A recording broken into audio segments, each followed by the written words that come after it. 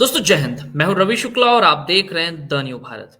The new Bharat की तरफ से हम उम्मीद जताते हैं आप जहां भी हैं स्वस्थ हैं, मस्त हैं और व्यस्त हैं। आज बात करने जा रहे हैं नागपुर महानगर पालिका के हवाले से।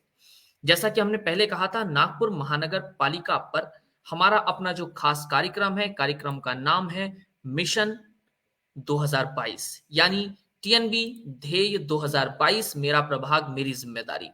लेकिन आज हमने किसी राजनीतिक व्यक्ति को नहीं बुलाया।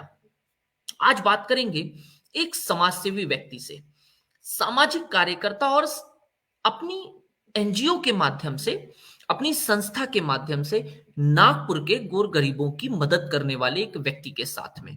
कारण यह है, नागपुर की नब्ज को जितना अच्छी तरह से हमारे साथ जुड़ने वाले शख्स पहचानते हैं, शायद कुछ प्रतिशत उतनी अच्छी तरह से शहर का नेता भी नहीं जानता होगा।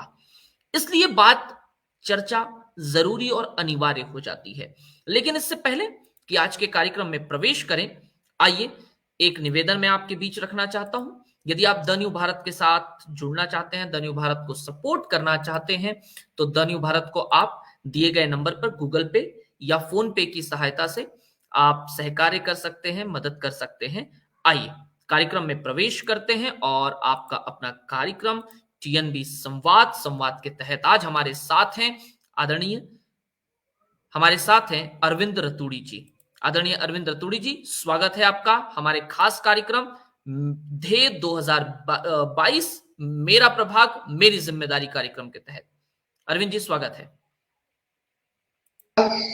आपके मीडिया हाउस का, आपके लोकप्रिय चैनल का, और जो आपने मिशन 2022 नागपुर महानगर पालिका के इस मंच पे और जनता की आवाज को हम सामाजिक कार्यकर्ताओं के माध्यम से उठाने की जो पहल की है, उसके लिए तहे दिल से आपका अभिवादन करता हूं।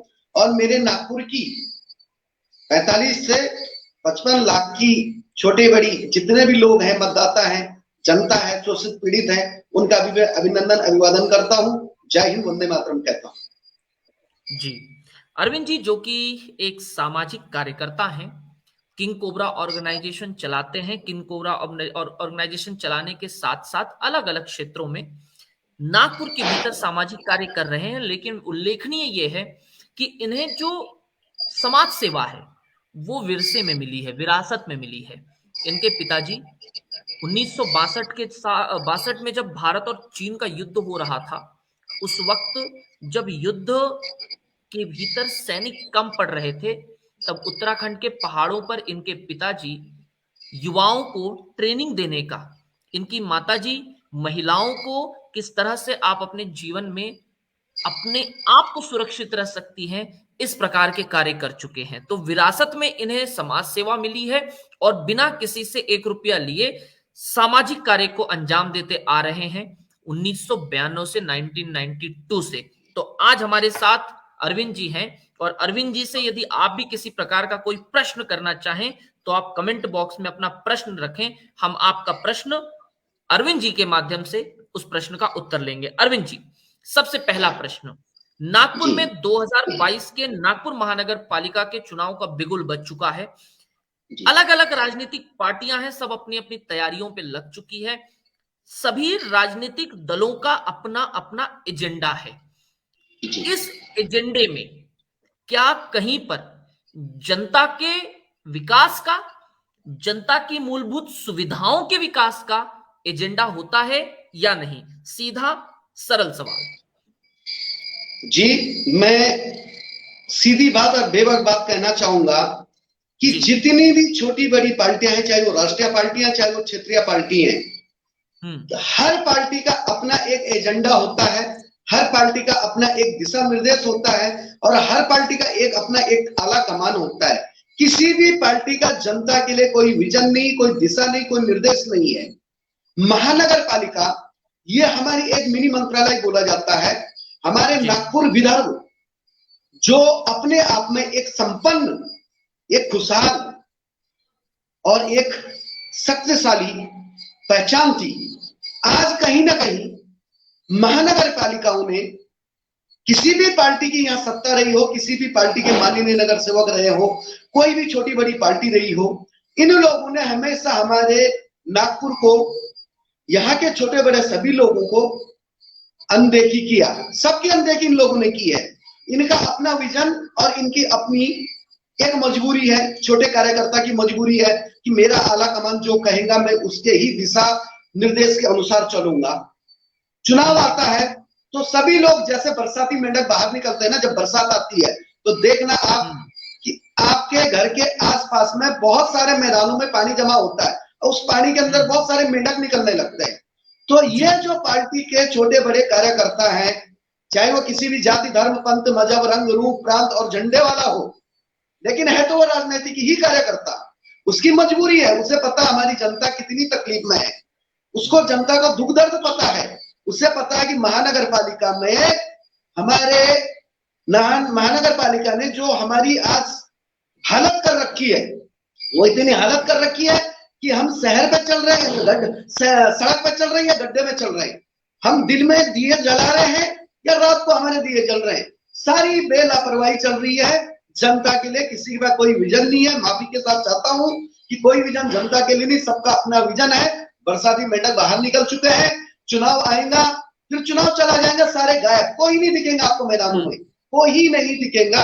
और ये हमारी नागपुर की 45 से 60 लाख के बीच की आबादी ने कोरोना काल में देखा। कुछ माननीय लोगों ने जरूर कुछ माननीय पहल की, मदद की, लेकिन अधिकतर हमारे माननीय नगर सेवक अपने ऑफिसों को ताला लगा के गुमनाम की चादर ओढ़ के सोए हुए थे। ये बात मैं डंके की चोट पे कहता हूं, कह रहा हूं और कहूंगा। जी, कोई जनता के लिए विजन इनके पास नहीं है। माफी चाहता हूं, किसी भी पार्टी के नगर सेवक के लिए कोई विजन नहीं, इनका विजन अपना खुद का विजन है। और एक बात कहना चाहूंगा मैं, ये बात मेरी जनता से जुड़ी हुई जनता की बात है कि छोटा कार्यकर्ता हमेशा शतरंजी उठाता, कुर्सी के पर कुर्सी का ढेर लगा के कोने में जाके बैठता है, उसकी पीड़ा को सुनने वाला कोई नहीं है। जैसे हमारे माननीय मुख्यमंत्री उद्धव जी ठाकरे, माननीय शरद पवार जनता राजा बोला जाता है, विपक्ष के नेता देवेंद्र जी फडणवीस, कांग्रेस के बड़े बड़े नेता, सारे नेताओं ने सिर्फ अपने राजनीतिक स्वार्थ के लिए एक अजीब खेल हमारे महाराष्ट्र में रचा हुआ है।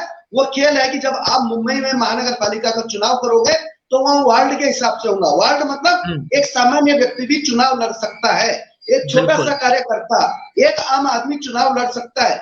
मगर यही नियम महाराष्ट्र का एक अभिन्न हिस्सा नागपुर, जो अपने आप में पूरे विश्व में एक पहचान देता है, यहाँ कार्यकर्ताओं को सिर्फ शतरंजी उठानी है, कुर्सियां उठानी है, सिर्फ उन लोगों के कहे अनुसार चलना है, कहीं भक्ति दिखानी, कहीं चमचागिरी करनी, गुलामी करनी है, लेकिन किसी भी व्यक्ति को नगर सेवक नहीं बनना। इसके लिए इन लोगों ने 3 वार्डों का प्रभाग बनाया है और उस प्रभाग में वही लोग जा सकते हैं जिनके पास धन बल हो और जिनके बाद में मनुष्य बल हो। सामान्य व्यक्ति के लिए ये चुनाव नहीं है, ये चुनाव उन्हीं लोगों के लिए है जिनको हम 25 साल से ढोते हुए आ रहे हैं। पहले पति को चुनाव टिकट मिलता है, पति नगर सेवक बनता है, कुछ समय बाद पत्नी बनती है, फिर पति बनता है, फिर पत्नी बनती है, और अब यह समय आने वाला है कि हम कहते हैं कि उनके गले में पट्टे लगा दो, परमानेंट, लगातार पति पत्नी बेटा बेटी और बाद में जवाई को नगर सेवक का पद दिया जाए। आम जनता को अंधेरे में ही रहना है, अपने आंसू अपने आप पहुंचने हैं, अपनी पीड़ा को अपने आप देखना है, गड्ढों में मरना है, अंधेरे में मरना है, घर टैक्स में मरना है, पानी के बढ़ते बिलों में मरना है। नेताओं को कोई लेना देना नहीं है, भाई भतीजावाद चलता है, चलता रहेगा और शायद ही लोग खड़े हो इनके अन्याय अत्याचार के विरुद्ध। लेकिन हम जरूर अन्याय अत्याचार के विरुद्ध खड़े होंगे और हम चाहेंगे कि पार्टी के छोटे मोटे कार्यकर्ता जनता के पीड़ा को देखते हुए वो लोग चुनाव बिगुल फूके और जनता के बीच में आए। एक वोट मिले या आप चुने, इस बात की आप परवाह न करें। अरविंद जी ने बहुत स्पष्ट शब्दों में बताया कि जिस तरह से बरसाती मेढक कहें या कुकुरमुत्ते अचानक जन्म ले लेते हैं, ठीक उसी तरह से चुनाव की घोषणा होते ही, बिगुल बजते ही कुछ नेता ऐसे हैं जो अपने अपने बिलों से बाहर आ जाते हैं और आपके घर पर चाय पीने, नाश्ता करने, दिवाली का नाश्ता करने, नए साल का नाश्ता करने पहुंच सकते हैं। आपको सावधान रहने की जरूरत है। आपको पहचानना और समझना पड़ेगा कि इनमें से वो कौन लोग थे जो आपके एक फोन कॉल पर उपलब्ध थे, वो कौन लोग थे जो आपके सुख और दुख दोनों में हर वक्त तैयार रहते थे, तत्पर रहते थे आपकी मदद करने के लिए। 15 सालों से नागपुर महानगर पालिका में भारतीय जनता पार्टी की सरकार काबिज है। अरविंद जी, किसी जी प्रकार की राजनीतिक बयानबाजी ना करते हुए, मैं नहीं चाहूंगा कि राजनीतिक बातें हो, मैं सिर्फ ये पूछना चाहूंगा, एक आम नागरिक के तौर पर पिछले 15 वर्षों में नागपुर जी महानगर पालिका में बैठी भारतीय जनता पार्टी की सरकार को या उनकी अपनी नीतियों को, योजनाओं को आम व्यक्ति के नजरिए से आप किस रूप में देखते हैं? टैक्स, सड़क, पानी, मूलभूत सुविधाएं, जो सरकारी स्कूलों की शिक्षा है जो महानगर पालिका के अंतर्गत आती है, ये कई ऐसे मसले और मुद्दे हैं। बाजारों का नवीनीकरण, बगीचों का नवीनीकरण, अन्य कई ऐसे मसले हैं जहां से सीधे सीधे आम व्यक्ति जुड़ता है। किस रूप में देखते हैं? जी, मैं कोई राजनीतिक टिप्पणी करना नहीं चाहूंगा, मैं किसी पार्टी पक्ष का नहीं रखना चाहूंगा। मैं ये कहना चाहूंगा कि पिछले 15 साल के आसपास से हमारे नागपुर महानगर पालिका, जिसे मैं मिनी मंत्रालय कहता हूं, जी, यहाँ पे भारतीय जनता पार्टी की सत्ता है। हाँ, कुछ हद तक विकास जरूर हुआ, इस बात को नकारा नहीं जा सकता है, मगर उस विकास की आड़ में कहीं ना कहीं बहुत सारा विनाश हुआ है। उसका मैं सबसे पहला उदाहरण दूंगा आपको कि हमारे घर हो, शहर हो, अड़ोस पड़ोस हो या देश हो, उसकी सबसे बड़ी मूलभूत समस्या होती है शिक्षा। महानगर पालिका की जो स्कूलें हैं, जो इनके विद्यालय हैं, बड़े दुख के साथ मुझे कहना पड़ रहा है कि आज वो खंडर हालत में है। कहीं कबाड़ी की दुकानें खुली हुई, अवैध कब्जे उन जगहों पे हो चुके हैं। मैं मीडिया के सामने सार्वजनिक तौर पर यह कहना चाहूंगा कि आप अपने चैनल के माध्यम से इस बात को उठाएं और आप जरूर इस चीज को देखें कि महानगर पालिकाओं के अंतर्गत आने वाले विद्यालय खंडर हाल में है, अवैध कब्जे हो चुके हैं, चरस, गांजा, शराब की बोतलें शाम को महफिलें जमती वहां पे। कहीं कहीं तो लोगों ने ऐसे अपने कब्जे कर लिया कि गोदाम टाइप का बना दिया। ये दुखदायी बात है। कैसे गरीब का बच्चा पढ़ने जाएगा? अरे आप सुविधाओं से लैस बनिए। कई सालों से यहाँ पे सत्ताधारी जो पार्टियां रही हैं, जो नगर सेवक रहे हैं, मनपा सदन भवन में बहुत बार ये आवाज उठाई गई कि हम इटली की भाषा पढ़ाएंगे, हम अच्छी अंग्रेजी पढ़ाएंगे, हम फ्रेंच भाषा पढ़ाएंगे। कहीं कहीं शुरुआत भी हुई, मगर दुर्भाग्यवश 2 दिन की चांदनी फिर अंधेरी रात। शिक्षा का तो यहाँ बाजारी और व्यवसायीकरण हुआ है। महानगर पालिका की तरफ आज से हम देखते थे कि हर गरीब का बच्चा, अंतिम पंक्ति में खड़ा हुआ गरीब का बच्चा, वो भी अच्छी शिक्षा पाएगा, मुफ्त हो या फिर सामान्य फीस में शिक्षा पाएगा, मगर उसका शिक्षा का अधिकार अधूरा रहा। रही स्वास्थ्य सेवाओं की बात करता हूं तो महानगर पालिका के अंतर्गत आने वाले जितने छोटे बड़े अस्पताल हैं, पहले तो इनकी तादाद बढ़ाने की हमें जरूरत है कि इनकी तादाद बढ़ाई जाए, क्योंकि आज ये मेट्रो शहर बन गया है। मैं 45 से 60 लाख की आबादी बार बार कह रहा हूँ, यकीनन इससे ज्यादा आबादी हमारी नागपुर की। यहाँ पे शिक्षा का क्षेत्र तो हमारा पूरा का पूरा चौपट हो गया है, उसके साथ स्वास्थ्य का भी ढांचा चरमराया हुआ है। महानगर पालिका में राज करने वाले माननीय नगर सेवकों को इस बात को सोचना होगा कि लोगों के स्वास्थ्य को बेहतर बनाया जाए। अगर आप शिक्षा और स्वास्थ्य बेहतर देंगे तो यकीन मानिए बदहाली होने से हमें कोई रोक नहीं सकता है। हम बदहाल नहीं, हम खुशहाल रहेंगे, ये इन्हें सोचना है। शिक्षा का स्तर ज्यादा सुधरा नहीं है, स्वास्थ्य का स्तर ज्यादा सुधरा नहीं है। दुर्भाग्य के साथ कहना पड़ रहा है, मौतों का आंकड़ा कोरोना काल में बहुत ज्यादा हुआ है। डेंगू से भी बहुत लोग मरे हैं। बहुत बड़ा एक संकट डेंगू का रहा है। लोग जन जागरण हो रहा, सामाजिक कार्यकर्ता आवाज उठा रहे, कुछ नगर सेवक भी घूम रहे हैं। उसका परिणाम यह हुआ कि लोग जागरूक तो जरूर हुए हैं, लेकिन स्वास्थ्य सेवाओं में बहुत सुधार की जरूरत है। तीसरा सबसे बड़ा मुद्दा है वो है पानी का। हमारे महानगर पालिका के अंतर्गत पानी की कभी समस्या पहले थी, मगर अब पानी की समस्या नहीं है। मगर इन्होंने 24/7, मेरी बात ध्यान से सुनिए, 24/7 के अंतर्गत ये कहते हैं हम 24 घंटे पानी देंगे। इन्होंने कुछ शहरों, कुछ इसको चुना हुआ है, बस्तियों को, लेकिन दुर्भाग्य के साथ यह कहना पड़ रहा है कि उस बस्ती के अंदर कुछ घर ऐसे भी हैं कि जिनकी आर्थिक परिस्थिति खराब है। बड़ा घर रहने से, बहुत बड़ी बिल्डिंग रहने से वो व्यक्ति बड़ा नहीं होता है। आपको यह भी देखना है कि इस व्यक्ति की आर्थिक परिस्थिति बिल भरने लायक है कि नहीं है। बिल तो आप 24/7 के हिसाब से भर रहे हैं, बहुत जगह समस्या यानी कि बिल, पानी के बिल बढ़ते आ रहे हैं। जब समस्या लेके जाते हैं तो अधिकारी कैसे हैं, कहते हैं कि आपके वाल में प्रॉब्लम हो सकती है, आप वाल बंद रखिए। बहुत हम लोग जतन कर रहे हैं कि हाँ ऐसा भी हो सकता है, मगर 24/7 जो विशेष श्रेणी में रखा गया है वहां तकलीफ हो रही है कि पैसे वाला तो बिल भर रहा है, लेकिन जिसके पास पैसा नहीं है उसकी नौबत नल काटने तक की आ रही है। तो मैं ये कहना चाहूंगा कि आप लोग एरियाओं का फिर से सर्वे करवाएं और देखें कहां जरूरत है पानी की और कितनी जरूरत है। मैं लगभग काफी सालों से मेरा संगठन में इस बात के लिए लड़ रहे हैं कि हमारे नागपुर महानगर पालिका के अंतर्गत आने वाले विभिन्न बस्तियों में, क्षेत्रों में सार्वजनिक कुएं हैं जिनको मराठी में बीर बोला जाता है और हैंडपंप भी है। तो क्यों ना महानगर पालिका बार बार, नगर सेवक बार बार इस बात पर ध्यान दें कि जितने सार्वजनिक कुएं हैं उनकी साफ सफाई हो, जितने बोरवेल हैं उनकी सफाई हो। इससे फायदा ये होगा कि लोगों का पानी का बिल बच जाएगा, लोग महंगाई की चक्की में नहीं पिसेंगे।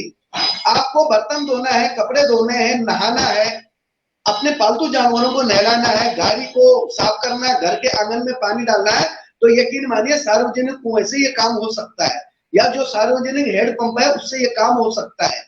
और पीने का पानी जितनी आदमी को जरूरत है उतना ही रहेगा। इससे फायदा यह होगा कि कोई प्यासा भी नहीं मरेगा। किसी बस्ती को आपने 24/7 में रखा हुआ है, जरूरत नहीं आपको 24/7 में रखने की। आप जो पड़ोसी बस्ती है, सिलन क्षेत्र है, वहां भी पानी दीजिए, उनका भी ध्यान रखिए, लेकिन सार्वजनिक कुएं जो है उनको साफ कीजिए। और कर रहे हैं ये लोग, क्योंकि मैं माननीय उच्चतम न्यायालय में कुछ साल पहले जाने वाला था कि अगर आप लोग सार्वजनिक कुओं की सफाई नहीं करोगे तो मुझे माननीय उच्चतम न्यायालय में जाना पड़ेगा।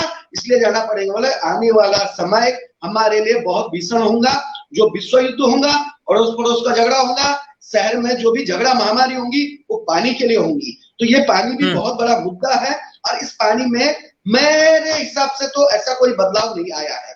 बस हर जगह वही चल रहा, पेपरी काम चलता, पेपरी काम चल रहा है। तो पेपरी काम नहीं, आपको यथार्थ जमीन पे उतर के काम करने की जरूरत है। बिजली बिल की बात करता हूं, यह भी बहुत बड़ा मुद्दा है। आज महंगाई की चक्की में हर कोई पिस रहा, खास करके इस समय पे जब कोरोना काल हुआ, ये लगभग पौने 2 साल होने को आ रहा है। यकीन मानिए मध्यम वर्ग की कमर टूट चुकी है। अगर कोई बहुत अच्छा खुश है, सही तरीके से जी रहा है, वो तो ऊपर वाला है, या सबसे निचले स्तर वाला। सबसे निचले स्तर वाले की मदद सबने की, मगर मध्यम वर्ग वाले के दर्द को किसी ने नहीं जाना। आज बिजली के बिल भी बहुत ज्यादा बढ़ के आ रहे हैं। उसका कारण है कि हमारे नेताओं के, जनप्रतिनिधियों की, अधिकारियों की अनदेखी कैसी। कुछ लोग ईमानदार से लाइट बिल भर रहे हैं, कुछ लोग बिजली की चोरी करते हैं। पता है, महानगर पालिका के अंतर्गत आने वाले इंजीनियरों को पता है, नगर सेवकों को पता है कि उस एरिया में, उस क्षेत्र में बिजली की चोरी हो रही है, मगर वो लोग आवाज नहीं उठाते हैं। इसलिए नहीं उठाते हैं कि दुर्भाग्यवश वो वोट बैंक है, वहां पुलिस भी जाने से कतराती है। ये भी नागपुर की परिस्थिति है और उसका खामियाजा आम जनता को, मेरे आम नागरिक को, मेरे आम नागपुर के छोटे बड़े भाई बहन को भुगतना पड़ रहा है। मैं उदाहरण के साथ कहना चाहूंगा कि जैसे मेरे घर के आसपास में 25 घर है, तो 25 घर के आसपास में एक डीपी लगी होती है, उनका एक अलग मीटर होता है। तो वो ये चेक करते हैं कि इस 25 लोगों के जो मीटर लगे, जो डीबी है, उसमें रीडिंग जो बताई जा रही है, कुल रीडिंग, वो रीडिंग बताई जा रही है 2500। ये एक उदाहरण है। और 25 घरों की रीडिंग अगर हमने पकड़ी तो 25 घरों की रीडिंग बताई जा रही मात्र 2000, तो फर्क हुआ 500 का। तो 500 यूनिट कहां हुआ? ये शासन प्रशासन सत्ताधारियों को पता है कि 500 की बिजली चोरी हुई, मगर ये लोग उन चोरों पे गुनाह फाइल नहीं करेंगे क्योंकि वोट बैंक का डर है, कोई हमें ऐसा ना हो चुनाव के समय हमारा बहिष्कार न करे। तो उसका खामियाजा आपको, हमें, अड़ोस पड़ोस को भुगतना पड़ता है कि जो 500 का यूनिट बचा हुआ था उस 500 को 2500 में डिवाइड किया जाता है। तो जिसका लाइट बिल 500 आना है उसका लाइट बिल आ जाता 827 रुपया। तो ये बहुत बड़ा दुर्भाग्य है, आम जनता की पीड़ा है। इस पीड़ा को भी इन लोगों को समझना होगा। यानी सही रूप में देखें तो अरविंद जी का कहना यह है, अरविंद रतूड़ी जी जो कि नागपुर में एक सामाजिक कार्यकर्ता हैं, किंग कोबरा ऑर्गेनाइजेशन के अध्यक्ष हैं, वे कह रहे हैं नागपुर के भीतर पानी, शिक्षा, सड़क, मूलभूत सुविधाओं के नाम पर केवल जनता को ठगा गया है। सुविधाएं उपलब्ध जरूर करवाई गई हैं, लेकिन सही रूप में जो योजनाएं बताई गई थी, जिनके सपने दिए गए थे, उन सपनों के साथ आज भी उन सपनों को सही आकार और सही स्वरूप नहीं दिया गया। अरविंद जी जी, ये समझाइए जी कि नागपुर महानगर पालिका ने, नागपुर नहीं कहूंगा, नागपुर महानगर पालिका नहीं कहूंगा, नागपुर में मेट्रो का विकास हुआ, मेट्रो आ गई है। नागपुर में सीमेंट की जी सड़कें बड़ी तेजी के साथ में बन रही हैं। नागपुर में रस्तों का चौड़ीकरण शुरू है। नागपुर में फ्लाईओवर बड़ी तेजी के साथ बन रहे हैं। इसे यदि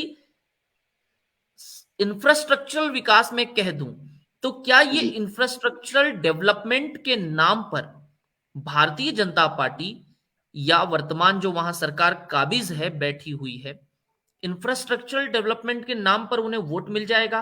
क्योंकि मेट्रो, सड़कों का चौड़ीकरण, सीमेंट की सड़कें बनना और फ्लाईओवर का निर्माण होना, इससे आम नागरिक कैसे जुड़ता है?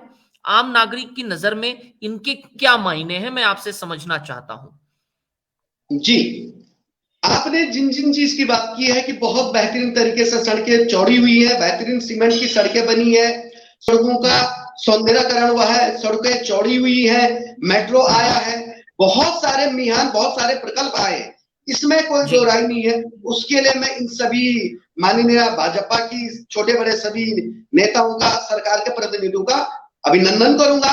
मगर जी आम जनता का जो मुद्दा है, वो मुद्दा है पेट की आग, बेरोजगारी, शिक्षा, स्वास्थ्य, पानी, बिजली।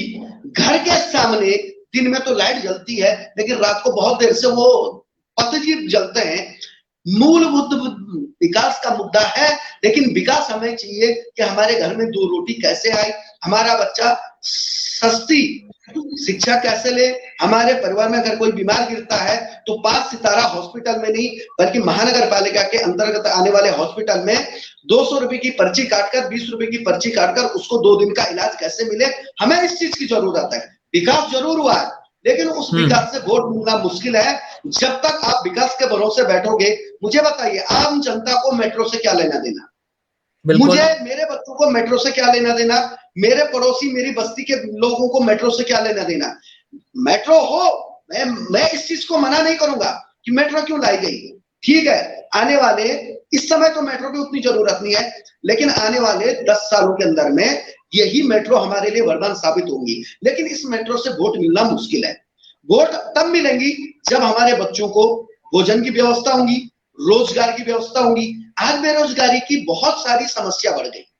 अब मैं आप लोगों का ध्यान आकर्षित करना चाहूंगा कि हमारे देश के प्रधानमंत्री कहते हैं कि आप स्वरोजगार बनो, अपना खुद का रोजगार तैयार करो। सैल्यूट करता हूं उस बात को मैं कि हाँ, जब मेरे देश में 80 साल का कोई बुजुर्ग ढाबा चला सकता है, उसकी 77 साल की पत्नी अपने पति का साथ देते हुए रात को 12-1 बजे तक ढाबा चला सकते हैं, तो क्या मेरे देश का युवा, मेरे नागपुर का युवा खुद का एक छोटा मोटा व्यवसाय नहीं कर सकता? बिल्कुल कर सकता है, और उसके मन में ये तमन्ना है कि वो करे, मगर उसे समर्थन नहीं मिलता। अगर वो कहीं अपनी दुकान लगाने की कोशिश करता है तो अतिक्रमण के नाम पे उसकी दुकानदारी को उठाया जाता है। अतिक्रमण के नाम पे उस व्यक्ति का शोषण किया जाता है, मानसिक शोषण, शारीरिक शोषण और आर्थिक शोषण। कभी इस शासन के व्यक्ति आएंगे, फलानी स्लिप उसको दे देंगे, कभी उस शासन के व्यक्ति आएंगे, फलानी स्लिप उसको दे देंगे, कभी कुछ कर्मचारी आएंगे, कहेंगे भैया तेरी दुकान गलत तरीके से लगी है, तेरी दुकान टर्निंग पे लगी हुई है, तेरी दुकान में ये चीज नहीं है, तेरी दुकान में सिलेंडर की कमी है, तेरे पास में बड़ा सिलेंडर नहीं है। तो इस तरह से कभी पैसों से उसे लूटा जाएगा, कभी उसके साथ में खान पान की चीजें, तो खान पान खाया भी जाएगा, ले जाया भी जाएगा। तो मुझे बताइए कैसे मेरे नागपुर का व्यक्ति स्वरोजगार करेगा? इस तरफ भी माननीय जनप्रतिनिधियों का ध्यान आकर्षित करना चाहूंगा कि ये बहुत बड़ी समस्याएं हैं। मैं ये नहीं कहूंगा कि फुटपाथ पे आप अपनी दुकान लगाओ और यातायात को प्रभावित करो, आने जाने वाले को प्रभावित करो, बड़ी दुकानों के सामने दुकान लगा के उसके पेट पे लात मारो, मैं ये नहीं कहूंगा। मगर मैं कहूंगा कि जो रोजगार करना चाहता है उसको आप जगह मुहैया करवाए। एक बात पे ध्यान आकर्षित करना चाहूंगा कि बहुत जल्द मैं माननीय उच्चतम न्यायालय में जा रहा हूं। मैं, मेरा संगठन King Cobra Organization News Force Nagpur Maharashtra, हमारे नागपुर में कुछ जगह कुछ साल पहले यही सत्ता में जो बैठे हैं इन लोगों ने कमरे बनाए थे। वो कमरे बनाए थे गरजू लोगों के लिए, जो गरीब है, जो आदमी अपना एक छोटा रोजगार चलाना चाहता है। वो कमरे 80,000 से लेकर 1 लाख 1.5 लाख के बीच में किए गए थे, कमरे बनाए गए थे कि उन लोगों को कमरे दिए जाएंगे जो पीड़ित व्यक्ति है, जो इस कमरे को लेगा। इच्छुक होगा कभी लॉटरी पद्धति से, ऑनलाइन पद्धति से या फिर ऑफलाइन से। इसमें सबसे बड़ा चमत्कार क्या हुआ कि जो सत्ता में बैठे थे 4-4, 5-5 बार के नगर सेवक, जो बड़े बड़े ट्रस्ट भी, मैं नाम नहीं लूंगा, जो ट्रस्टी भी रह चुके हैं, उन लोगों ने अपने ऑफिस में काम करने वालों के नाम पे कमरे लिए, कभी ड्राइवर के नाम पे लिए, कभी आपके पीए के नाम पे लिए, कभी ऑफिस में पानी देने वाले के नाम पे लिए, और वो कमरे गरजू को न मिलते हुए उन्होंने अपने नाम पे, अपने स्टाफ के नाम पे, कर्मचारियों के नाम पे लिए, और उसके बाद उन कमरों को ओपन मार्केट में बेचा गया। और वो कमरे की रेट जो 80,000 से लेकर 1 लाख के बीच में मिलना चाहिए था उस जरूरतमंद व्यक्ति को, उस दिव्यांग को, उस गर्भवती महिला को, उस विधवा को, लेकिन उसे नहीं मिला, क्योंकि राजनीति लोग रेवड़ी बांट चुके थे आपस में, और उन कमरों को 12-12 लाख तक बेचा गया। जब किसी ने आवाज उठाई तो उन कमरों को सील किया गया, और उसके खिलाफ सत्ताधारी पार्टी के बहुत बड़े नगर सेवक अनशन पे बैठे थे, भूख हड़ताल पे। मगर कुछ दिनों बाद उनका भी अनशन खत्म हो गया, और फिर 2 दिन की चांदनी, फिर अंधेरी रात, भूल गए लोग उस बात को। लेकिन जिन गरीबों के कर्जा लेकर 12-12 लाख रुपए डूबे हैं, उन गरीबों का क्या? उनके लिए कौन?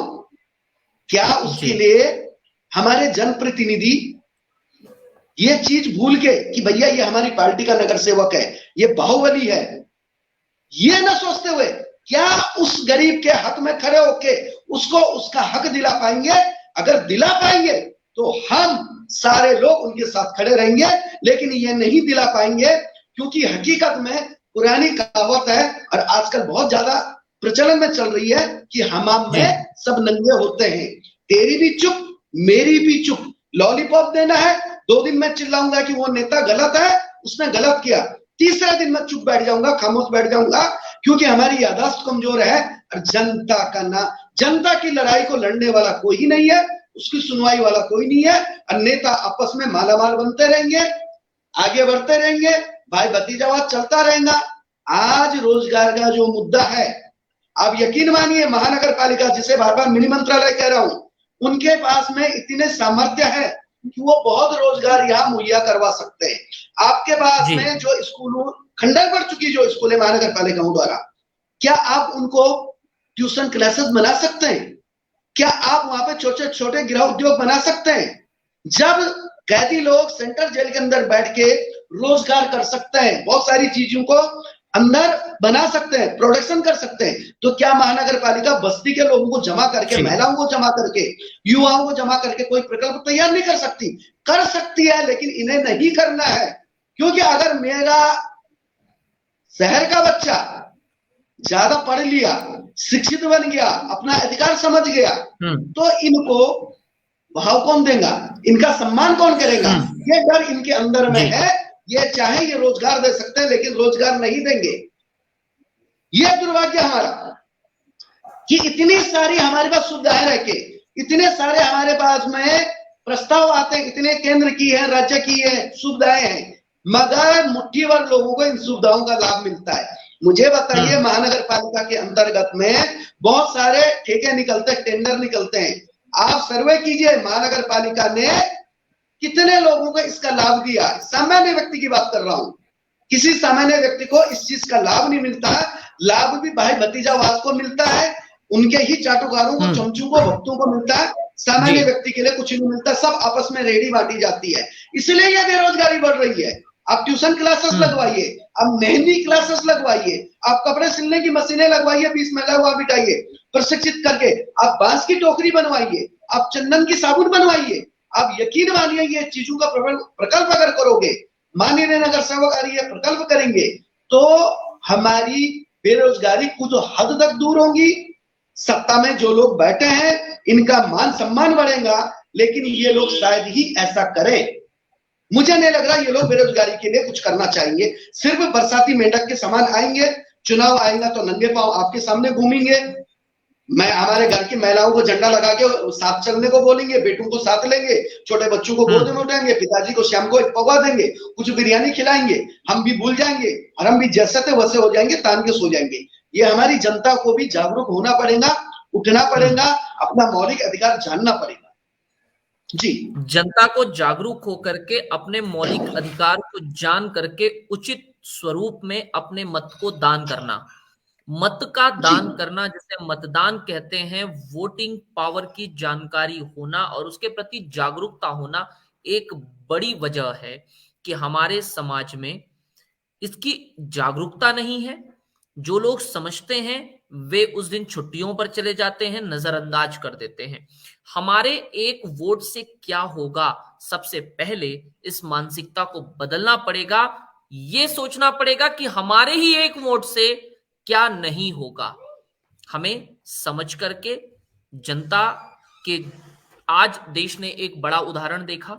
आदरणीय प्रधानमंत्री नरेंद्र मोदी जी को टीवी पर आकर इस बात को कहना पड़ा कि पिछले 12 महीनों से चल रहे किसान आंदोलन को, जिस कृषि कानून के द्वारा सड़क पर किसान बैठे थे, उसे निरस्त किया जा रहा है। यानी जनता की ताकत को समझना और समझाना बहुत आवश्यक है।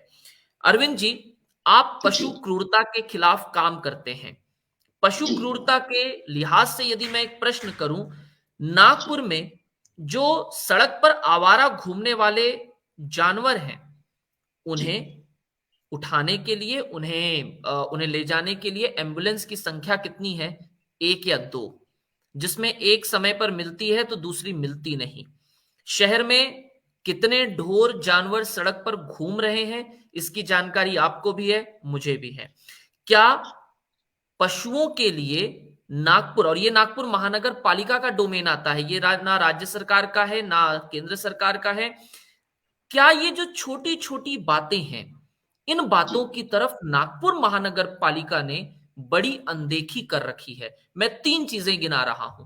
पहला, जो सड़क पर आवारा जानवर घूम रहे हैं, जिसे ढोर जानवर दोनों कह लूं मैं। दूसरा, जो सड़क पर गड्ढे हो जाते हैं, चाहे वो गटर लाइन का हो या अन्य का। और तीसरा, स्ट्रीट लाइट यदि कहीं बंद पड़ गई है तो उसकी सैकड़ों कंप्लेन के बाद भी जब तक कोई हाई वोल्टेज नेता फोन नहीं करेगा कि ये मेरा एरिया है भाऊ जरा बघुन घे, इस शब्द के बाद ही उसकी नींद खुलेगी। तो ये 3 ऐसी चीजें हैं जो बारीक बारीक बहुत मामूली बातें हैं, लेकिन नागपुर महानगर पालिका क्या इन चीजों को नजरअंदाज करती है या क्या कारण है? क्योंकि सड़क पर जब जानवर चलते हैं तो वे ट्रैफिक के लिए नुकसानदेह हैं। एक तो ट्रैफिक जाम कर देते हैं, कई ऐसी गाड़ियां हैं जो कुत्तों के ऊपर से या जानवरों के ऊपर से चली जाती हैं। गाय के बच्चों को कई बार जख्मी हालत में देखा गया है। जिनकी बड़ी गाड़ियां हैं, जानबूझकर कहें या अनजाने में टकराने से गाड़ी को कभी नुकसान होता है, कभी जानवर को नुकसान दर्द होता है। तो ये जो बातें हैं, क्या नागपुर महानगर पालिका इन बेसिक बातों की तरफ मुंह फिरा करके बैठा हुआ है या चाह करके कुछ करना नहीं चाहता? अरविंद जी, सबसे पहले आपने जो मुद्दा उठाया वो मुद्दा मेरे बहुत करीब है और मैं बड़े दुख के साथ कहना पड़ रहा मुझे कि पिछले इस 15 दिन के अंदर में कम से कम 5 ऐसी दुर्घटनाएं हुई हैं कि जिस पे गाड़ी, गड्ढे के कारण गाड़ी का बैलेंस बिगड़ा और कुछ स्वान के पर में, जो स्ट्रेट डॉगी बोले जाते हैं, उनके पर में गाड़ियां गुजरी तो किसी के कमर गई, किसी के ये गर्दन का हिस्सा गया, किसी के पांव के ऊपर में गई। हमें फोन आते हैं, मुझे रात दिन फोन आते रहते हैं, बहुत छोटी बड़ी संस्थाएं नागपुर में काम करने वाली। जब हमें फोन आता है तो हम रेस्क्यू करते जरूर है। हमें बड़ी चिंता होती है कि जो आपने बोला कि एक ही गाड़ी है, हाँ, नागपुर शहर में महानगर पालिका के पास में एक ही गाड़ी है। उस गाड़ी को भी एनजीओ के माध्यम से, कुछ एनजीओ जो थे उन लोगों ने काफी संवैधानिक तरीके से विनती की, अपील की, लड़े झगड़े, तो काफी साल पहले एक गाड़ी हमें मिली है। एक ही गाड़ी हमारे पास में है। कुछ 2-3 छोटी गाड़ियां हैं, 2-3 छोटी गाड़ियां हैं, उन गाड़ियों को भी कभी रेस्क्यू पे वो किसी पूर्व में रहते, कभी पश्चिम में, कभी उत्तर में, कभी दक्षिण में। महानगर पालिका के पशुवैद्यकीय अधिकारी वो मदद करते हैं, उनके मन में पीड़ा है कि मैं बहुत अच्छा करूं, मगर जनप्रतिनिधियों को गाड़ी यही अटक गई। जनप्रतिनिधियों को इस बात से कोई सरोकार नहीं है कि किसी मुख्य प्राणी की जान बचनी चाहिए। मुख्य प्राणी जो कि हमारे पर्यावरण के लिए भी बहुत रक्षक है, उनको रोड पे मरना नहीं चाहिए, उनकी दुर्घटना नहीं होनी चाहिए और उनके कारण किसी लोगों की दुर्घटना भी नहीं होनी चाहिए। इसमें जान माल का नुकसान है, किसी की गाड़ी ठुक गई तो उसको भी शारीरिक नुकसान है, आर्थिक नुकसान है और उस मुख्य प्राणी को भी नुकसान है, शारीरिक नुकसान है। तो इस पे महानगर पालिका का ध्यान नहीं है। पशु वैद्यकीय अधिकारी हैं जो हमारे साथ हैं, वो जब रात को कभी भी 12 बजे भी फोन करे तो वो अपनी तरफ से कोशिश करते हैं मदद करने की, मगर महानगर पालिका के जनप्रतिनिधियों ने कभी ध्यान नहीं दिया इसकी तरफ, क्योंकि मुख्य प्राणी वोट बैंक नहीं है।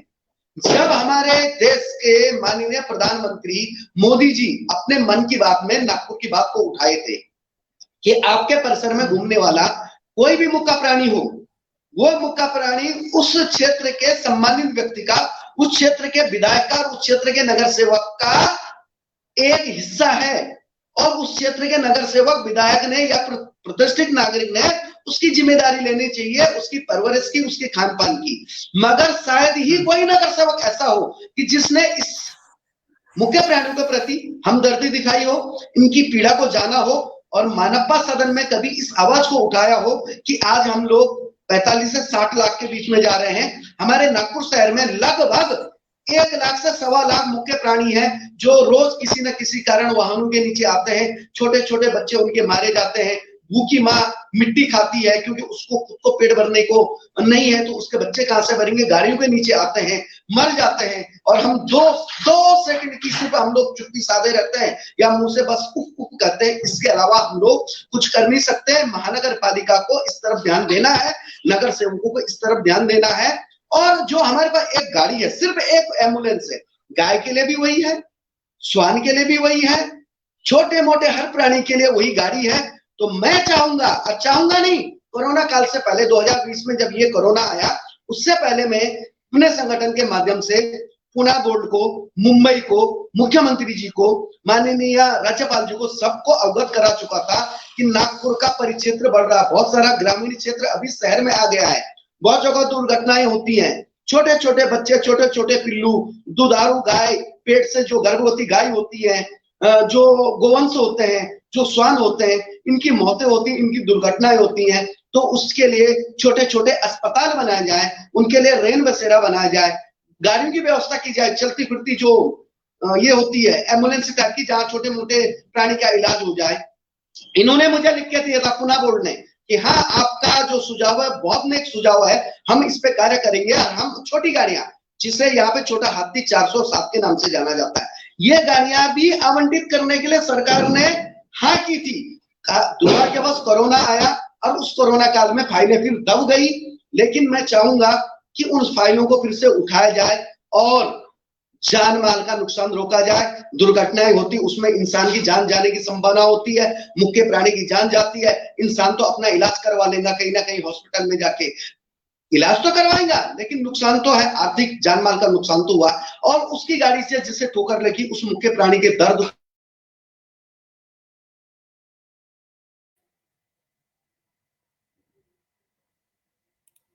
प्रतिनिधि बिल्कुल निष्क्रिय है, शून्य है। इनका इसके प्रति कोई भी जिम्मेदारी नहीं है। मैं चाहूंगा ये लोग जिम्मेदारी उठाएं। जो आपने बोला कि रोडों के बहुत गड्ढे हैं, तो मैं ये कहना चाहूंगा कि अगर दुर्भाग्यवश मैं या मेरी बच्ची या मेरी पत्नी, मेरा पड़ोसी, कोई भी, हम अगर किसी दिन कहीं जल्दबाजी में किसी दवाखाने में जाते हैं, जब हमें पता चलता है कि हमारे किसी करीबी का दुर्घटना हुई है या वो बीमार हुआ है, उसको कोई बड़ी बीमारी आई है, जब हम लोग जाते हैं तो कभी भूलवश हम लोग अपने हेलमेट को भूल जाते हैं। कभी कभी गाड़ी के पेपर हमारे पास नहीं रहते हैं। जब हम लोग जाते हैं तो बताइए, हमको शासन प्रशासन के अधिकारियों से, कर्मचारियों से उलझना पड़ता है, उनको अपनी पीड़ा बतानी पड़ती है कि भाई भूलवश हम अपना हेलमेट साथ नहीं रखे, आज के लिए हमें छोड़ दो, माफ करो आप। आपने जगह जगह सीसीटीवी कैमरे लगवा दिए हैं, आप घर में चालान भिजवा रहे हैं, आप लोग बहस कर रहे हैं, आप पीड़ा को समझिए। आप दुकान के सामने से कुछ मिनटों में गाड़ियां उठा लेते हैं, अभी बंद है, लेकिन पिकअप वैन से पुलिस प्रशासन, यातायात विभाग गाड़ी उठाता है। उसमें जो लड़के रखे हैं उन लड़कों को ठेके की पद्धति से रखा जाता है। महानगर कारपोरेशन की रोडों, उनके दुकानों के सामने से गाड़ियां उठाई जाती है। और आपको ताज्जुब होगा जानकर कि बुलेट समान गाड़ी जिसका वजन कम से कम कई 100 ग्राम किलो है, उसको भी एक व्यक्ति एक चक्कर पे उठा लेता है और गाड़ी के अंदर डाल देता है। वहां भी शोषण होता है। तो मुझे एक बात का जवाब दो, इन गड्ढों में जो दुर्घटनाएं होती है, इन गड्ढों के कारण अवैध रूप से बने हुए मैं ब्रेकर बता रहा हूं, जो छुटभैया नेताओं के घर के सामने बनते हैं अवैध रूप के ब्रेकर, इसमें भी कई लोग दुर्घटनाग्रस्त हो जाते हैं, गिर जाते हैं, उनकी दुर्घटनाएं होती हैं, कईयों की मौतें हो जाती हैं। तो क्या जिस तरह आप हमारे पेपरों को चेक करते हो, हमने हेलमेट नहीं पहना, आप चालान काटते हो हमारा, तो क्या इस तरह हम महानगर पालिका का या संभावित शासकीय विभाग का एफआईआर कर सकते हैं? क्या उन पे गुनाह हो सकता है? अगर जिन बड़े बड़े गड्ढों में मौतें हो जाती, दुर्घटनाएं हो जाती, पांव टूट जाता, हाथ टूट जाता है, तो क्या हमारे जनप्रतिनिधि कभी इस बात पे बहस करेंगे? सदन भवन, मनप्पा सदन भवन में बैठ के उस व्यक्ति के अधिकार के लिए खड़े होंगे?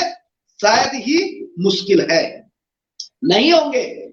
जब मेरे पे पेपर नहीं थे मेरी गाड़ी के, आप केस कर सकते हैं, मेरे पे चालान कर सकते हैं, तो मुझे ये अधिकार मिलना चाहिए कि आपकी बना हुई रोड, आपके अधीनस्थ आने वाली रोड जिसमें बड़े बड़े गड्ढे थे, उस रोड पे मेरा दुर्घटना होती है, मेरे बच्चों की दुर्घटना होती है, अड़ोस पड़ोस की दुर्घटना होती है, नागपुर में किसी भी व्यक्ति की दुर्घटना होती है, उस दुर्घटना में उस व्यक्ति का कोई अंग चला जाता है, उस व्यक्ति को मानसिक पीड़ा होती है, शारीरिक पीड़ा होती है, अपाहिज होता है, और उसको बहुत पैसों का खर्चा करके दवाखाने जाना पड़ता है, कई मुख्य प्राणी उस चपेट में आ जाते हैं। तो क्या इन जनप्रतिनिधियों पे केस दर्ज हो सकता है? क्या शासकीय प्रशासकीय अधिकारियों पे, कर्मचारियों पे केस दर्ज हो सकता है? क्या मनप्पा, जो अपने आप में बहुत बड़ा एक मिनी मंत्रालय है, क्या ऐसा कोई प्रस्ताव ला सकती है? शायद नहीं लाएंगी, लेकिन मैं चाहूं कि इस 2022 का ये मुद्दा है, और ये बहुत बड़ा मुद्दा है कि गाय जब दूध देती है तो तब सभी लोगों के लिए मां है। जब अपने बछड़े को, उसके बछड़े का जो होता शोषण होता, उसको अलग बांधा जाता है, कुछ सेकंड के लिए उसको मां के थन के पास लाके वो दूध पिलाया जाता है, फिर उसको भूखा रखा जाता है, हड्डियां बाहर आ जाती है उसकी, उस बच्चे का हक मार के हमारे बच्चों को दूध दिया जाता है, तो अब हमारे लिए मां है। दिवाली में देखता मैं पूजा करने के लिए हमारे घर की महिलाएं, मेरी पत्नी दौड़ के जाती पूजा करने के लिए।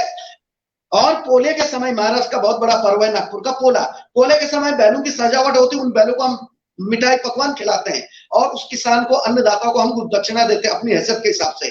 यह दिखावा बंद करो, करना है तो उन मुख्य प्राणियों के मौलिक अधिकारों की रक्षा करो, उन मुख्य प्राणियों को जो रास्ते पे बैठे हुए हैं, जिन्हें ये पता नहीं है कि यहां बैठना है, किनारे बैठना, छाव में बैठना है। जो दुर्घटनाएं होती, उन दुर्घटनाओं को रोकने के लिए हमें पहल करनी होगी, जान माल को बचाना होगा, आम जनता की पीड़ा को समझना होगा, मुख्य प्राणियों की पीड़ा को समझना होगा। गाय को माता हमेशा मानना पड़ेगा, सिर्फ दिवाली में नहीं, पोले में नहीं, चुनाव आ रहा उस समय नहीं, बल्कि हर समय हमें उसे मां मानना होगा। अगर वो दूध नहीं दे रही है तब भी वो हमारे लिए मां है। मगर किसी भी जनप्रतिनिधि ने, ये बात मैं आपके चैनल पर छाती ठोक के कहना चाहूंगा, कुछ चुनिंदा है जो हमारे साथ जुड़े हैं, युवा नगर सेवक है, वो जरूर इस बात की चिंता करते हैं, मगर अधिकांश नगर सेवक अगर आपके घर के सामने थोड़ा सा भी स्वान रात को रोया ना, फोन करते हैं, अधिकारियों का दुरुपयोग करते हैं, और उन मुख्य प्राणियों को उठाने को ले जाते हैं शेल्टर हाउस में, जहां उनकी हालतें बेहाल हो जाती है। जबकि माननीय सर्वोच्च न्यायालय कहता है कि स्वस्थ स्ट्रेट डॉग को, मुख्य प्राणी को उस जगह से उठाना कानूनन अपराध है, जुर्म है। मगर फिर भी यह जुर्म होता है क्योंकि नगर सेवक को अपनी सत्ता का पावर है, नगर सेवक पत्नी, नगर सेवक भतीजा, लेकिन काम कौन कर रहे हैं? पति कर रहे हैं। काम कौन कर रहे हैं? चाचा कर रहे हैं। तो यह चीज माननीय जनप्रतिनिधियों को बंद करनी होगी। हमारे महानगर पालिका के अधिकारियों को इस बात को ध्यान में रखना होगा कि मौलिक अधिकार इस देश में सबका संवैधानिक अधिकार, चाहे वो प्राणी हो, चाहे वो छोटा सा जीव हो, जंतु हो, पेड़ हो, पौधा हो या इंसान हो, सबका मौलिक अधिकार है, संवैधानिक अधिकार है। और हम तो जिस संस्कृति में आते हैं उसमें कहा जाता है कण कण में भगवान है, तो हम इस चीज पर चलने वाले हैं। लेकिन दुर्भाग्यवश कि जनप्रतिनिधियों ने कभी भी इन्हें अपना वोट बैंक नहीं जाना, कभी भी इनकी पीड़ा को नहीं समझा। अगर इनकी पीड़ा को समझा होता तो जो हमें 407 मिलने वाली थी मेरे संगठन के कहने पे, जो मैंने बार बार अपील की थी, बार बार मैंने चिट्ठियां लिखी, माननीय महामहिम तक को मैंने लिखी, उन गाड़ियों के बारे में सोचते थे कि वो गाड़ियां कहाँ है, वो गाड़ियां फाइलों पे ही है या उन गाड़ियों को कोई खा गया, तो वो नहीं मिली।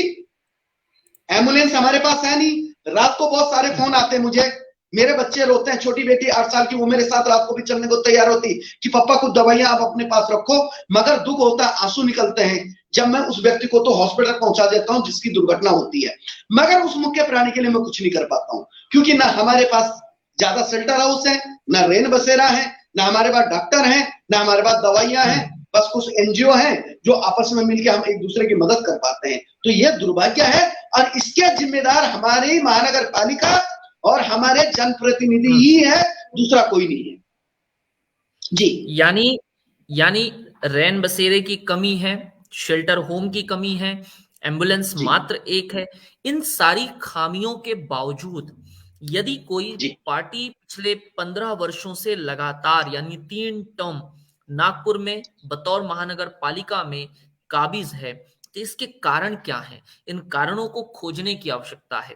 जनता के पास में आखिर वो समझ कब आएगी कि वे सवाल करना जाने अपने कॉरपोरेटर से। होता क्या है कि हमारे यहाँ एक मानसिकता बैठी हुई है और वो मानसिकता ये है कि नेता शब्द सुनते बराबर, नेता मतलब हमारे लिए मात्र इतना है, जन्मदिन में आ जाए, बारसे में, मुंडन में आ जाए, तिरही में आ जाए, घर के पारिवारिक कार्यक्रमों में आ जाए, उतने तक हमारे लिए नेता का महत्व है। उसके ऊपर हमारे यहाँ पर नेता का महत्व ही नहीं है।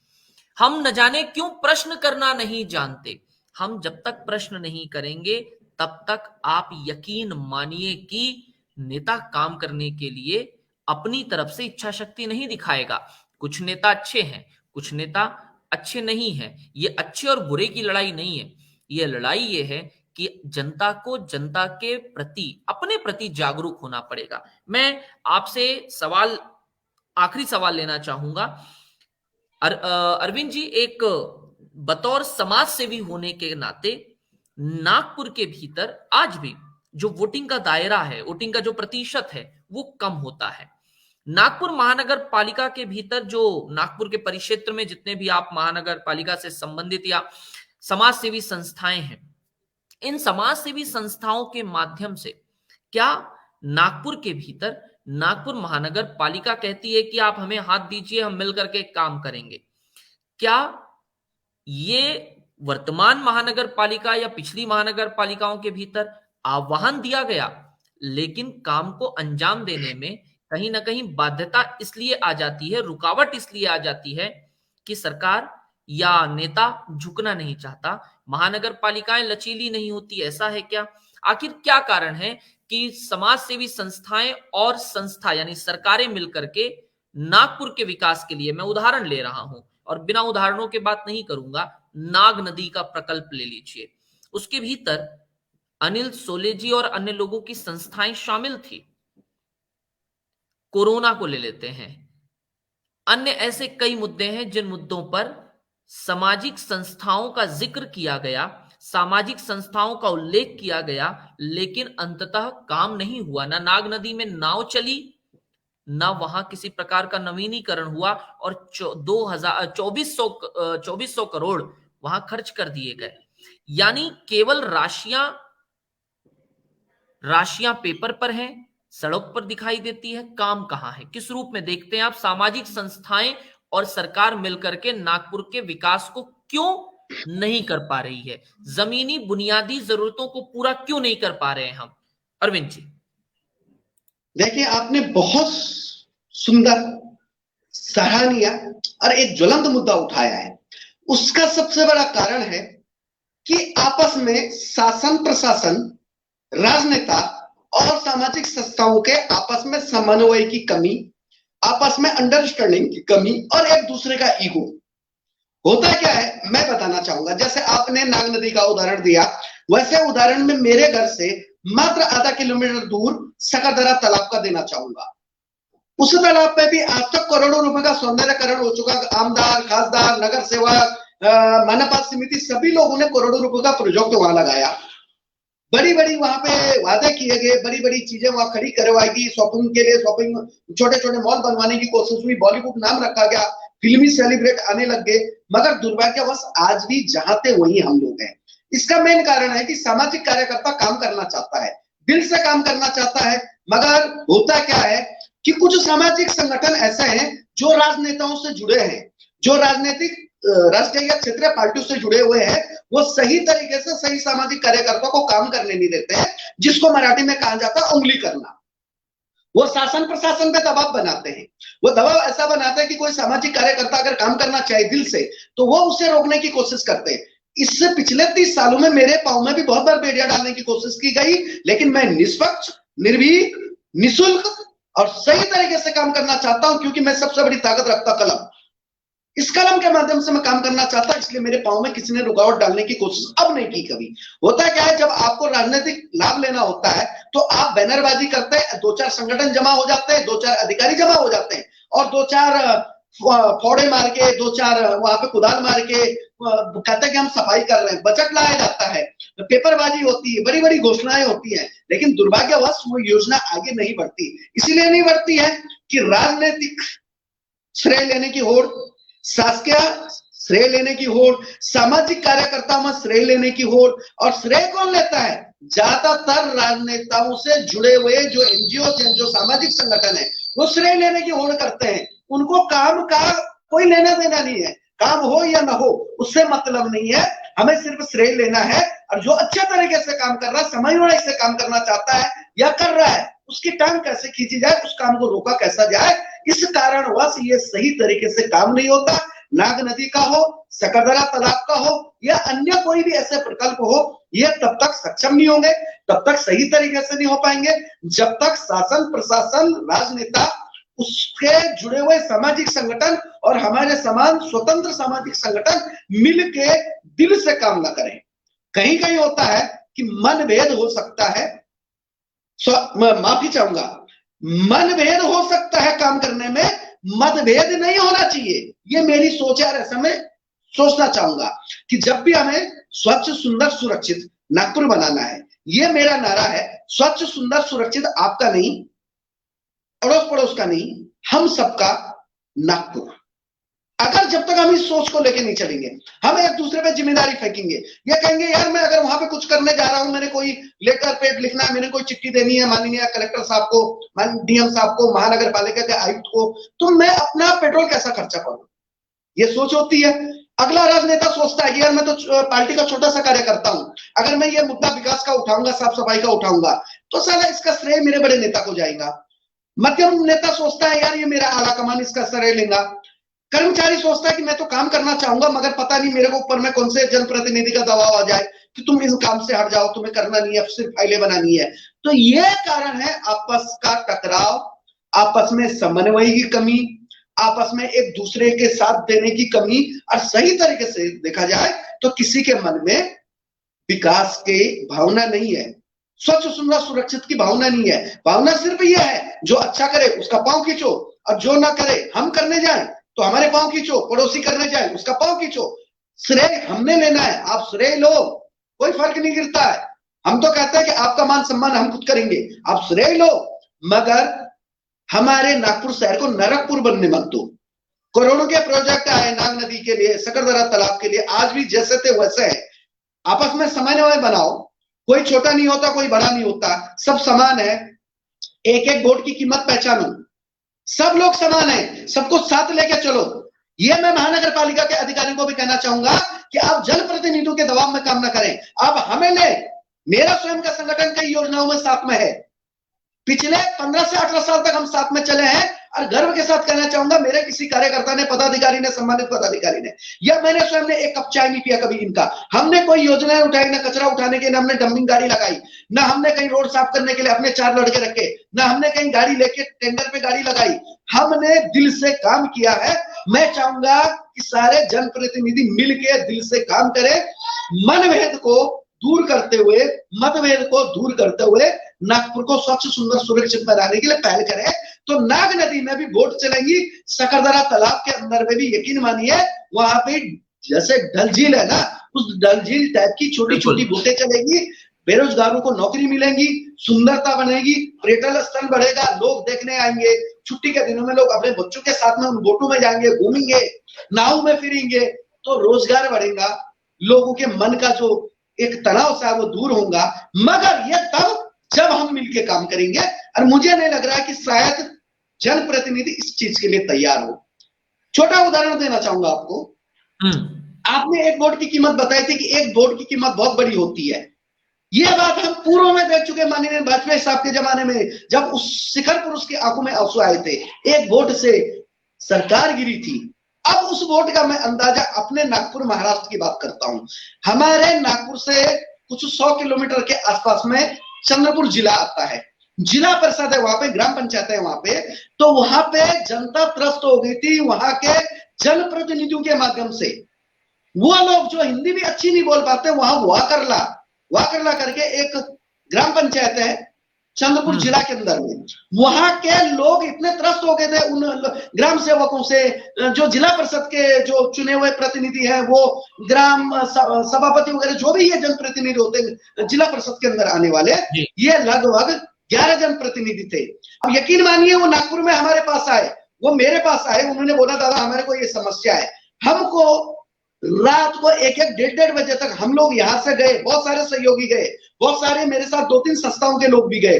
हम लोगों ने दिल से वहां पे काम किया, और बड़े फक्र के साथ कहना चाहूंगा कि वहां पे 11 की 11 सीटें नव युवकों को हमने चुन के दी। ये नागपुर तो हमारा अपना घर है, जब हम चंद्रपुर में बदलाव ला सकते हैं तो क्या नागपुर में बदलाव नहीं लाएंगे? और हम 2022 में ये चीज दिखाएंगे कि जब हमने बाहुबलियों को, कुबेरों को, उस वाकरला की बात कर रहा चंद्रपुर की, उन लोगों को हमने हरवाया, उनको हमने, उनका घमंड, उनके अहंकार ने उनको हराया, और हमने विकास की जीत की। हमने जनता की पीड़ा को समझा, उनकी नफ्स को पकड़ा, टटोला, और उनके ही बीच के लोगों को हम लोगों ने सिर्फ एक जरिया बनने चुन के आने का कि चुनना कैसा है। हमने लोगों को मौलिक अधिकार दिया, एक एक व्यक्ति को पोलिंग बूथ तक लाने में हमने व्यवस्था की कि वो लोग चुन के आए एक एक वोट पे।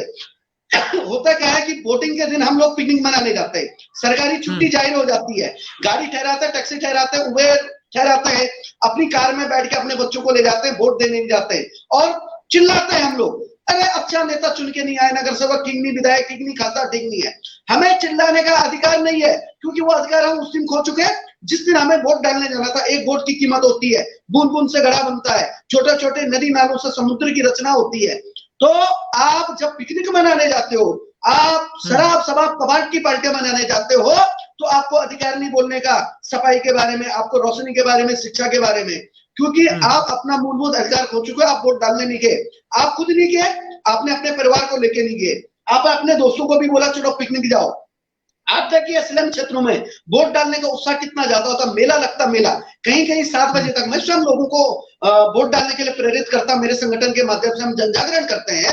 देखना स्लम क्षेत्रों में मुझे खुशी होती कि जो कम पढ़े लिखे लोग हैं उनके लिए एक बहुत बड़ा राष्ट्रीय पर्व हो जाता है, चाहे नगर सेवक का चुनाव हो, जिला परिषद हो या ग्राम सभा का हो, छोटे छोटे चुनाव में भी ये लोग उत्साह से जाते हैं, वोट डालते हैं और अपने पसंद के जनप्रतिनिधि को चुनते हैं। लेकिन हम पढ़े लिखे लोग, हम मध्यम वर्गीय लोग, हम सरकारी कर्मचारी उस दिन पिकनिक मनाने जाते हैं। तो पिकनिक मनाना बंद करो, अपने वोट की पावर को पहचानो। आपका एक वोट बहुत कीमती है, जिसकी कोई कीमत नहीं है। और यकीन मानिए नाग नदी में बहुत सुंदर तरीके से आपका परिवार वोट में बैठ के आनंद लेगा।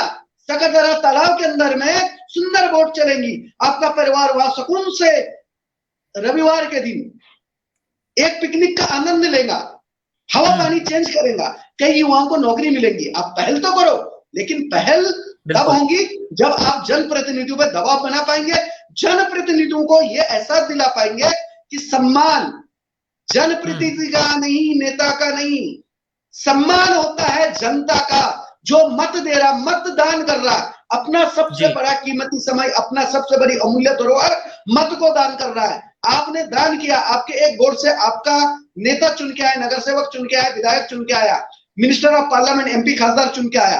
आप अपनी ताकत को पहचानो।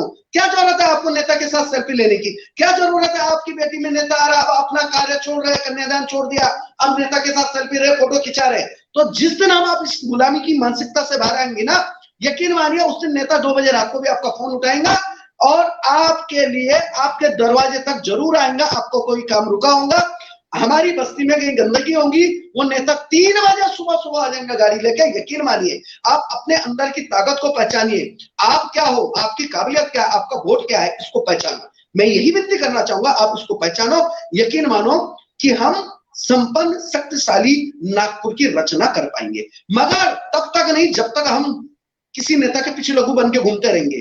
नेता आए तो भगवान बना दिए, सेल्फी लेने के लिए हमने भगदड़ मच गई, सारे काम छोड़ दिए। घर में बीमार माँ है, बीमार बाप है, उनको भूल गए, उनके लिए दवाई लाने को समय नहीं है, लेकिन नेता के लिए जिंदाबाद जिंदाबाद, आगे बढ़ो, हम तुम्हारे साथ। यह प्रवृत्ति से पीछे आना पड़ेगा, इस प्रवृत्ति को भंग करना पड़ेगा। नेता आपकी सुनेगा, नेता आपकी बात को मानेगा, नेता आपको सहयोग देगा, रोजगार देगा, शिक्षा देगा, इस बात का मैं विश्वास दिलाना चाहता हूं। अरविंद कुमार रतूड़ी जी, अरविंद कुमार रतूड़ी जो कि नागपुर में किंग कोबरा ऑर्गेनाइजेशन के अध्यक्ष हैं, सामाजिक कार्यकर्ता हैं, अलग अलग मौकों पर समाज के हर उस वर्ग के लिए मदद करने के लिए सम्मुख आते हैं जिनका कोई नहीं होता। महिलाओं के सम्मान के लिए, पशुओं के प्रति हो रही क्रूरता के लिए, वृक्षारोपण के लिए, या अन्य कई ऐसे मसले हैं जिस पर अरविंद कुमार रतूड़ी प्रमुखता से कार्य करते हैं। और अरविंद कुमार रतूड़ी जी ने आज नागपुर महानगर पालिका के भीतर आम आदमी के दर्द, आम आदमी की समस्याएं, आम आदमी की भूमिका क्या होती है चुनाव के भीतर, इस पर प्रकाश डाला।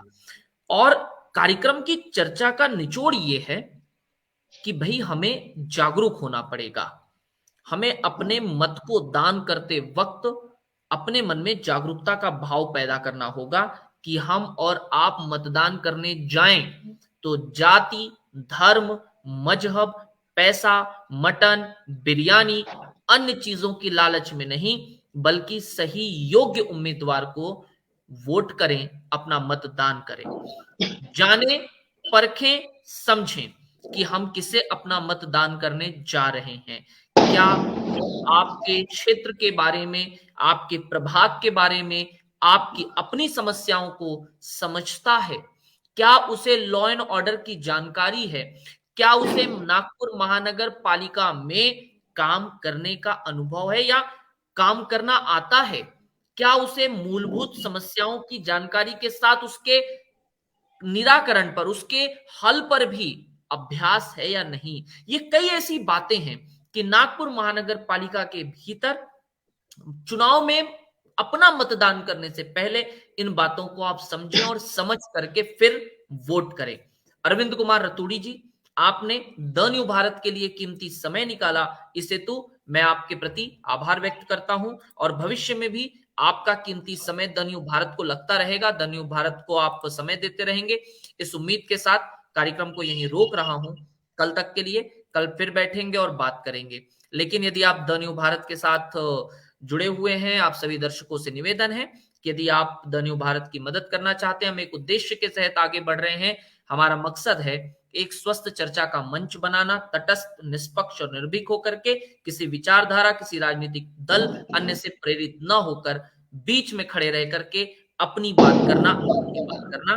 तो आप दिए गए नंबर पर गूगल पे और फोन पे की सहायता से सहायता राशि दे सकते हैं। लेकिन फिलहाल के लिए यहीं पर रुक रहे हैं, फिर मुलाकात करेंगे आपसे ठीक कल शाम को 8:30 बजे। आज अरविंद कुमार रतूड़ी जी ने आपसे जो बातें साझा की है, यदि आप उसे शेयर करें, फेसबुक के माध्यम से पेज को लाइक करके शेयर कर दें, यूट्यूब पर चैनल को सब्सक्राइब करके शेयर कर दें, ताकि अधिक लोगों तक यह जानकारी पहुंच सके। फिलहाल के लिए इतना ही। बहुत शुक्रिया, धन्यवाद, जय हिंद। जय हिंद।